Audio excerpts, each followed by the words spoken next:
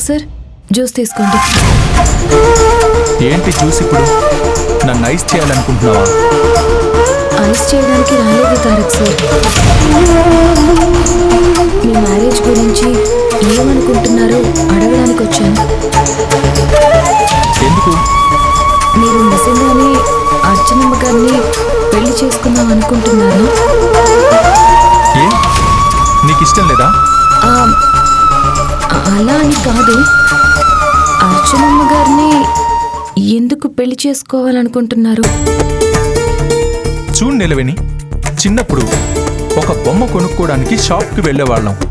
అది అక్కడ లేనప్పుడు, అది మళ్ళీ ఎప్పుడొస్తుందో తెలియదని షాపు వాడు చెప్పినప్పుడు మరొక బొమ్మతో సరిపెట్టుకునేవాళ్ళం. ఇది కూడా అంతే. మనం ఎదురు చూస్తున్న మనిషి మన జీవితంలోకి వస్తారో లేదో అని అనుమానం ఉన్నప్పుడు మనల్ని కోరుకునే మనుషుల జీవితంలోకి వెళ్ళడం మంచిదే కదా. అది కాదు తారక్ సార్, మీరు చాలా మంచివారు, చదువుకున్నవారు. మీకు అర్చనమ్మ గారి కన్నా మంచి వాళ్ళు దొరుకుతారు. మిమ్మల్ని ఇంకా గొప్పగా ప్రేమించే వాళ్ళు మీ జీవితంలోకి రావచ్చు.